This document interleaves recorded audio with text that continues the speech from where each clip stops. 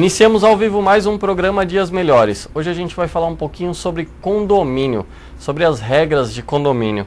E o nosso convidado é o Dr. Ribas, ele que é advogado especialista na área condominial e ouvidor público de Santo André. Boa noite, doutor. Tudo bem? Boa noite, doutor Daniel. É um prazer estar aqui participando do seu programa, poder esclarecer a população sobre um pouco da vida que se tem no condomínio. Que a primeira regra, eu já vou deixar aqui uma dica, né? Tem que ter paciência, tem que ter tolerância. As pessoas que vivem em condomínio têm que ter bom senso para poder viver em harmonia. É verdade, acho que a palavra-chave é harmonia, não é, doutor? Claro. Muitas vezes acho que esse convívio em colegiado, acho que às vezes criam algumas insatisfações e um pouquinho de paciência e tolerância é muito bom. Doutor, e falando em tolerância, em paciência, vamos falar um pouquinho sobre a possibilidade de aplicação de penalidades. A famosa multa ou notificação, ou não sei, são formas de punição ou chamar a atenção de alguns moradores faltosos ou não. Por exemplo, uma pessoa, uma questão inclusive que veio aqui do nosso público da internet. Uma pessoa mora num apartamento e ela foi acusada de barulho excessivo no apartamento. Só que, de fato, não era, o barulho não vinha do apartamento dessa pessoa. E ela foi chamada a atenção por parte da segurança do condomínio e, posteriormente, inclusive, veio uma notificação. Como proceder numa situação como essa? Veja, essa situação de barulho é até um pouco difícil de lidar, por conta que nem sempre o barulho vem daquela unidade que você imagina que está fazendo barulho, né? Então tem que ter um feeling muito bom, tanto da pessoa que vai até o apartamento verificar se o barulho vem de lá, e até mesmo do síndico, porque ele vai atribuir uma responsabilidade para uma pessoa que nem sempre ele sabe se realmente é dali. Então é muito importante que tenha as testemunhas, que entrem em contato com aquele imóvel, naquele momento que está fazendo barulho, para que informe ele a situação e peça para acessar, e aí sim você pode advertir, pode posteriormente multar, e aí vai de acordo com o que está dentro da convenção do condomínio. O condomínio tem que ser um pouco criterioso também, né? Tem que ter uma análise do que está acontecendo. E doutor, em caso de acidentes nas dependências do condomínio, muitas vezes o condomínio não está em perfeitas condições de manutenção, mas ali é a responsabilidade de todos, de certa forma, responsabilidade primordial do síndico, mas só de organizar o valor arrecadado, mas a responsabilidade é de todos. Em um caso de um acidente, quem é que responde eventuais danos físicos, danos morais? Quem é que responde de fato? Veja, nessa situação, na verdade, a responsabilidade é do síndico. O síndico tem responsabilidade civil e criminal sobre a sua gestão. Uma situação que é importante e que alguns síndicos vêm utilizando desse sistema é dentro do da própria apólice de seguro do condomínio, ele também colocar lá um valor para reparação civil. Ou seja, se ocorrer do condomínio, acontecer um acidente dentro do condomínio, ele vai acionar o condomínio por isso.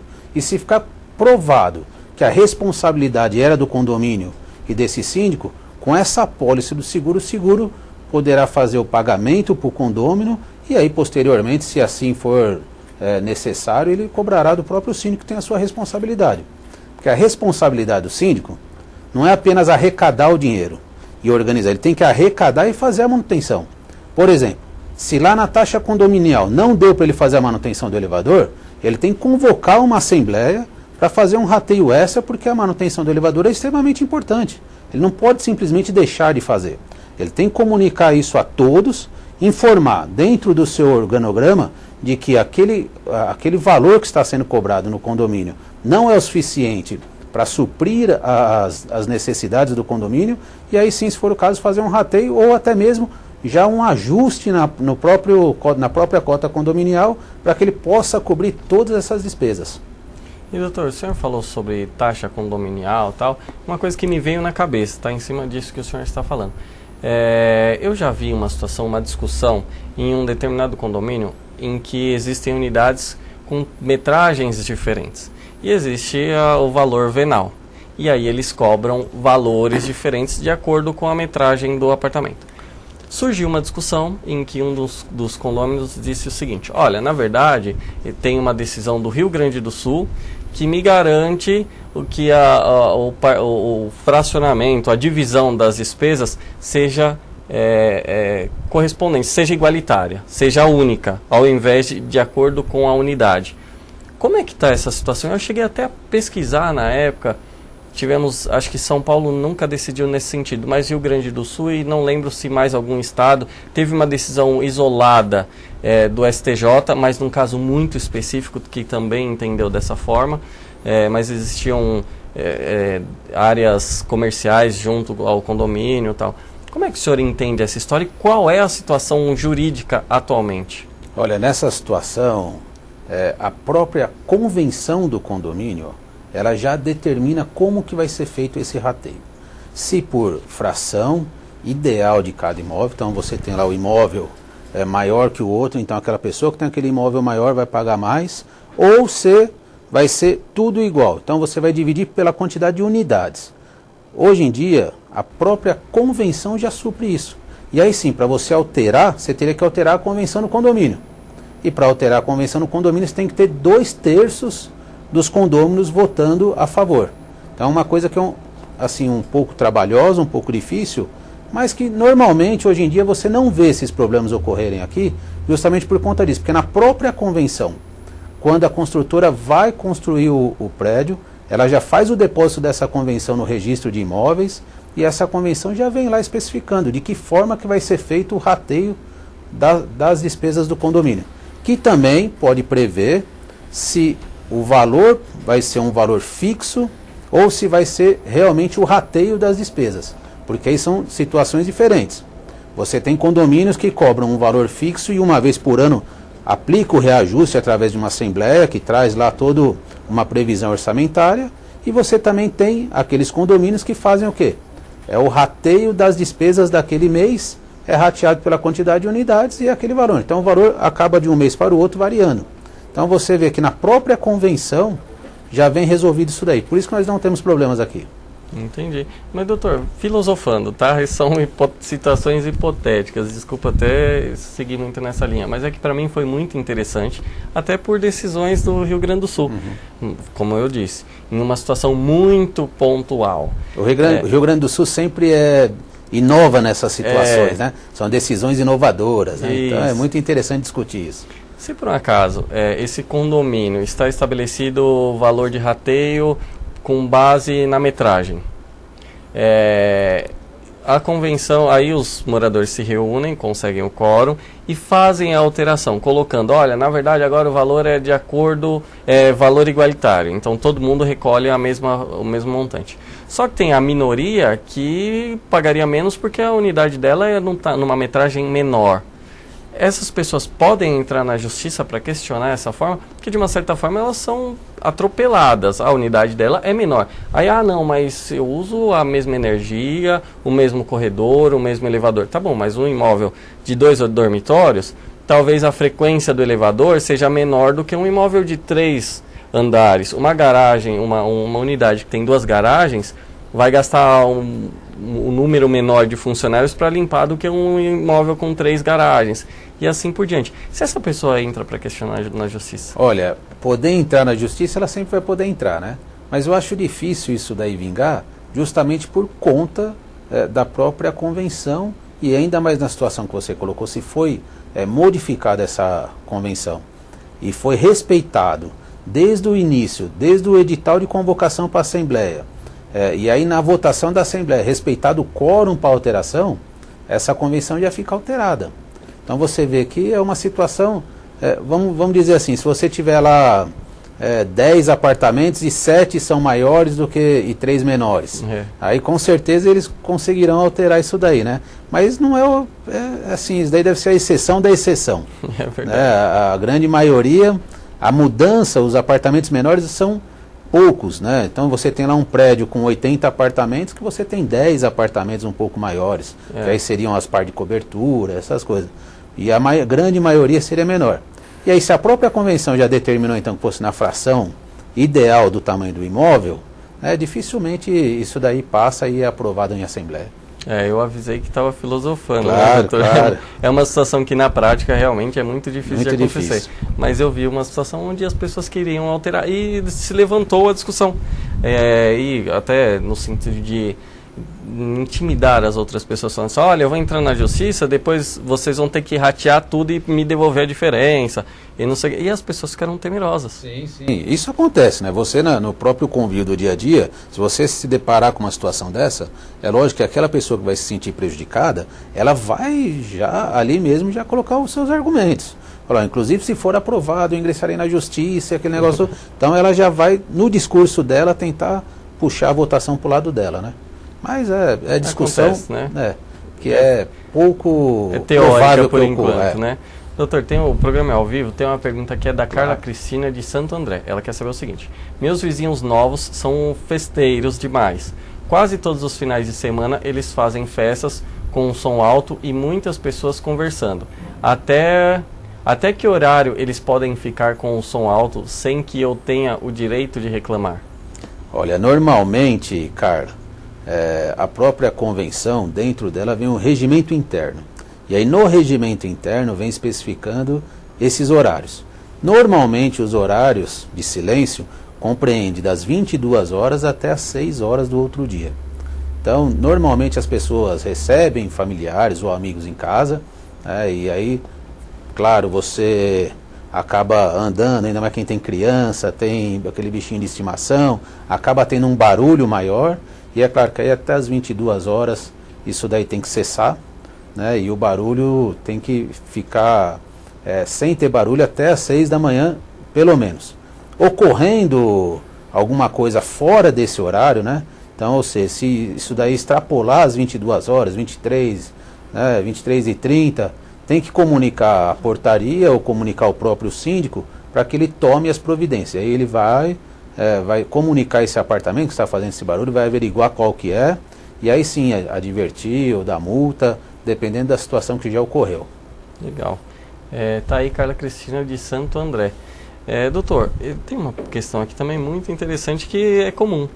Muitas vezes as pessoas, uma acaba utilizando a vaga de estacionamento do outro. E eu acho que não sei, eu não trabalho, não milito nesse segmento, mas acredito que seja um dos elementos que mais criam confusão dentro de um condomínio. Numa situação dessa, você chegou tarde da noite, chega lá, tem um carro parado na sua vaga e é de um morador. Como proceder? Quais as consequências disso? Existe a possibilidade de multa? Explica pra gente, numa situação dessa, o que fazer. Claro, geralmente no condomínio, né, são algumas coisas que aborrecem muito, né? Algumas começando com a letra C. Você vê carro, cano, cachorro, geralmente isso daí criança torna um aborrecimento, né, se as pessoas não tiverem bom senso. Agora você imagina, você chega cansado do serviço e na hora que você vai parar na sua vaga, que é determinada, ou se não for determinado desde o início da concessão do apartamento, e que seja aquela rotina de que tenha os sorteios a cada 6 meses ou a cada 1 ano, a partir daquele momento ela vira determinada naquele período, e aí você chega lá para parar o seu carro, tem um carro na sua vaga. Primeira coisa que você tem que fazer, comunicar a portaria, o zelador, e se não houver essas pessoas lá, comunicar o síndico, porque ele tem que saber quem que é aquela pessoa que parou o carro na sua vaga, tem que solicitar de imediato para retirar o carro de lá, e sim, ele pode aplicar sim uma advertência e uma multa nessa pessoa que parou no lugar errado. Ela não pode utilizar a vaga que não seja a sua. Como é que vai fazer? Se fosse dessa maneira, qualquer um que chega lá pode parar na vaga. Isso só pode acontecer se não for determinada a vaga. Você tem um estacionamento que lá as vagas são indeterminadas. Então quem chega primeiro para onde quiser. Mas se as vagas são determinadas, isso não pode ocorrer. É sua, você tem aquele direito. Então ninguém pode transpor o seu direito. Tá certo, tá vendo? A vida de síndico não é fácil, né, doutor? Não é fácil a vida de síndico, e eu costumo dizer assim, são poucas as pessoas que querem encarar, você vê numa assembleia, e fala assim, quem quer ser síndico, né? Quem quer participar da eleição? São poucas as pessoas que levantam a mão, e nós temos aqui também um problema muito sério nos nossos condomínios. A maioria dos síndicos não tem preparo para ser síndico. Então ele acha que vai acabar administrando o condomínio como administra a sua própria casa ou a sua própria vida, a sua empresa. E nem sempre é assim. Lá, muito ao contrário, ele tem que prestar contas de tudo. Ele está lá representando todos os moradores, todos os condôminos. Então ele tem que ser mais transparente possível. Não adianta falar assim, não, só paguei aquilo ali, só peguei aquilo. Não, não. Tem que ser tudo na transparência, senão não dá certo e quem é prejudicado são os próprios condôminos. É verdade. Bom, o papo está muito interessante, muitas dúvidas aqui relacionadas a condomínio.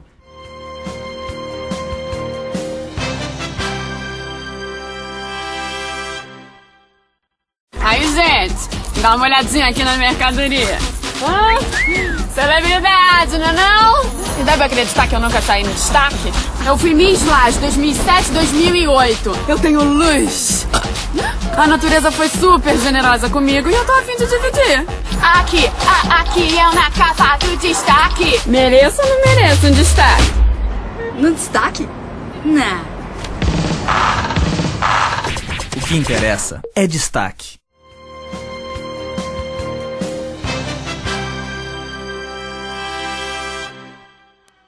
Voltamos ao vivo com o programa Dias Melhores. A gente está falando um pouquinho sobre situações envolvendo condomínios. E o nosso convidado é o Dr. Ribas, ele que é advogado especialista na área e ouvidor do município de Santo André.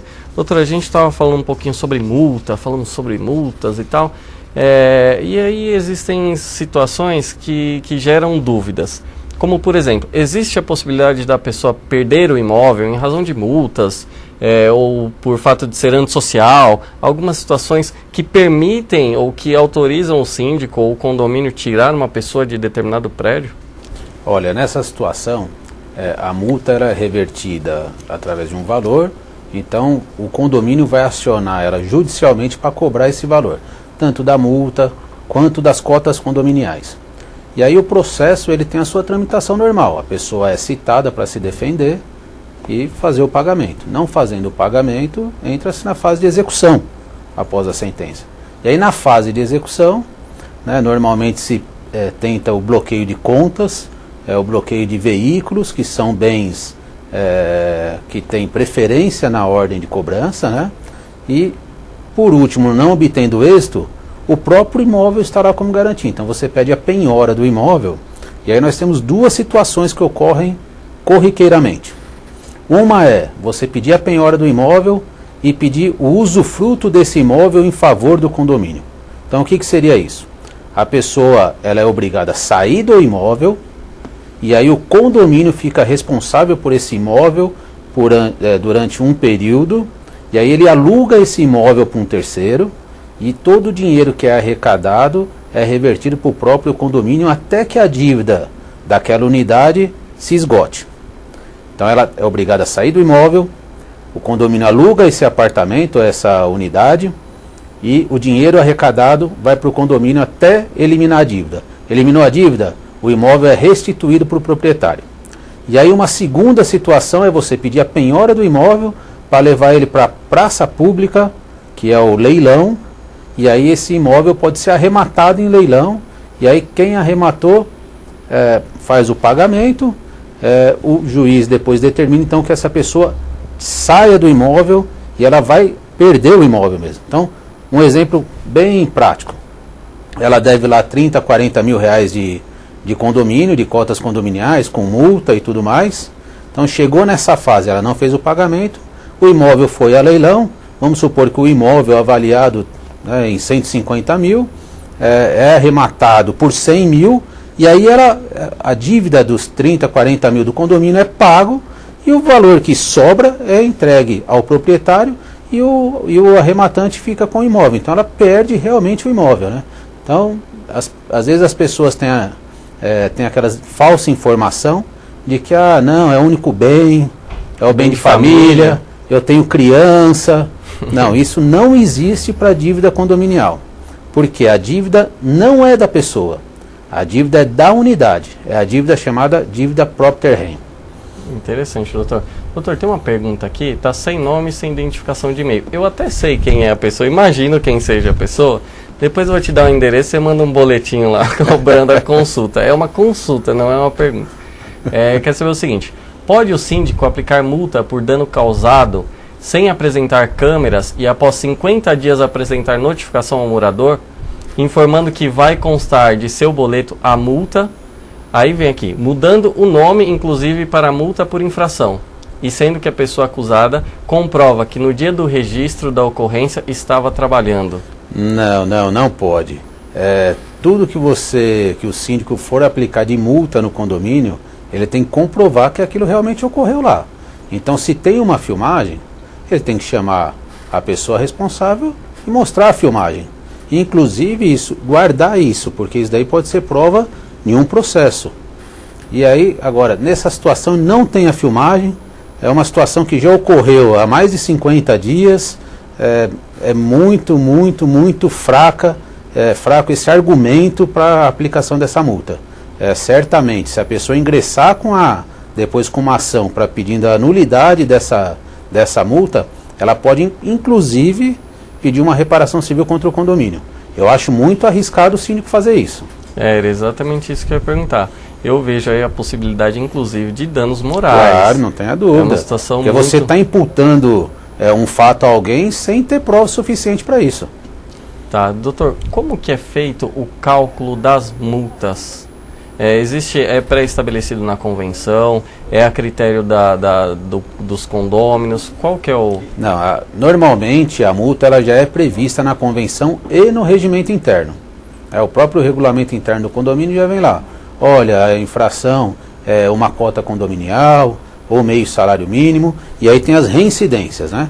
E aí o Código Civil, por exemplo, aquele condômino antissocial, prevê que pode ser uma multa de até 10 vezes o valor da cota condominial. Então você tem algumas regras já pré-estabelecidas. Não é a cargo simplesmente do síndico. Se no seu condomínio não tiver na sua convenção e nem no seu regulamento interno essa determinação, o síndico tem que convocar uma assembleia para poder verificar e ser aprovado qual vai ser o parâmetro para a aplicação dessas multas. Não pode ser ao bel prazer do síndico, não. E doutor, como funciona a relação condomínio, síndico e administradora? Porque muitas vezes se confundem, né? Ou ficam muito próximas à função do síndico, ou o síndico seria mais um zelador, teoricamente, e a administradora trata das coisas mais burocráticas. Veja, o Código Civil, ele traz, agora eu não me lembro exatamente qual que é o artigo, mas ele traz na parte que diz respeito à administração de condomínios edilícios, que o síndico, ele pode subestabelecer essa administração.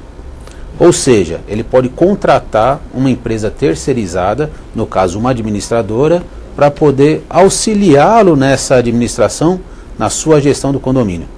Por que isso? Porque muitas vezes o síndico, ele também tem o seu emprego fora dali, ele tem as suas atividades, e aí você tem que fazer, por exemplo, porque às vezes as pessoas falam, é só emitir o boleto da cobrança. Não é só isso. Você tem todo o regramento do condomínio.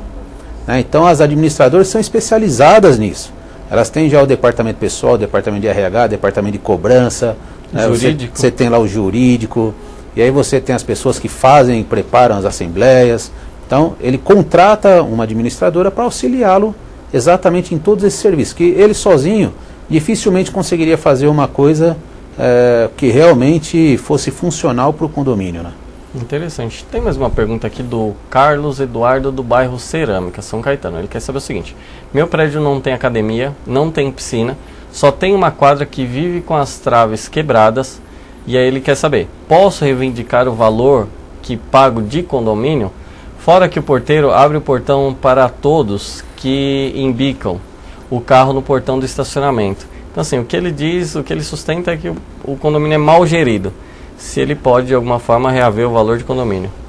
Carlos, infelizmente essa possibilidade não existe. O que eu aconselho a você fazer é que você vá atrás de um curso de administração de condomínios, e aí você possa ou auxiliar o seu síndico, ou até mesmo numa próxima eleição, você se candidatar a síndico e tentar melhorar a vida das pessoas que moram aí com você, né?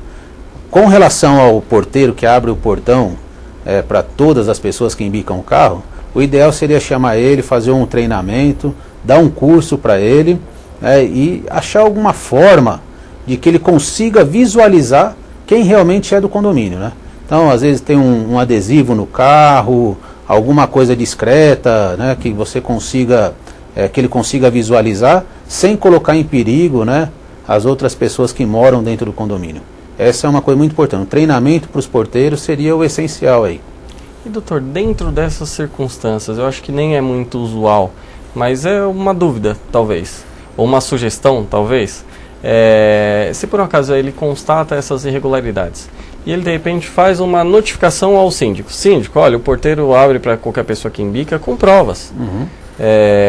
O que mais que ele reclamou? A má administração, de um modo geral, né, a não aplicação dos recursos da forma correta. Isso, a trave estava quebrada. Então, se ele coloca pontualmente, faz uma notificação para o síndico, pontualmente, a quadra está quebrada, o porteiro abre o portão, tal. Isso gera uma obrigação para o síndico, ou ele fala, eu faço se eu quiser? Não. Isso gera sim uma obrigação para o síndico, inclusive passível de destituição do síndico, porque um dos motivos que pode destituir o síndico é não administrar convenientemente bem o condomínio. Então ele tem que ter essa noção. Se você notifica o síndico, informa ele que ele não está administrando corretamente o condomínio, isso sim é passível de destituição. Outra situação também é a não prestação de contas. Então você também pode destituir o síndico, aí você não precisa esperar acabar o mandato dele. Aí você pode convocar uma assembleia através de 1/4 dos condôminos e na assembleia apresentar os motivos que você está solicitando a destituição do síndico. Claro que ele vai ter o direito de se defender, e aí você vai para votação na própria assembleia. A maioria simples dos presentes na assembleia podem destituir o síndico, pela má administração mesmo. Interessante.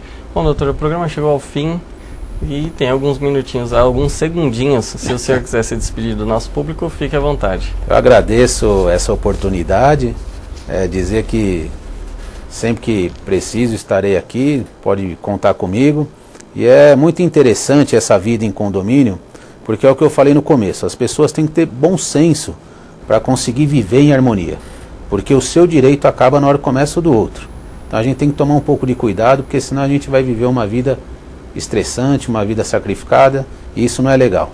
Vamos viver em condomínio? Vamos ter bom senso, vamos viver em harmonia. E, mais uma vez, muito obrigado. É isso aí. Doutor, eu que agradeço, obrigado mesmo, foi muito interessante. Várias perguntas, muitas dúvidas, inclusive minhas também, que o senhor resolveu aqui. Bom, o programa Dias Melhores fica por aqui. Obrigado a todos que participaram do programa e até a próxima segunda. Na semana passada eu falei que o programa era às 19h30, fui corrigido pelo WhatsApp aqui. Recebi mensagem, não, é 19 horas, inicia às 19 horas. Tchau, até a próxima segunda, um abraço a todos.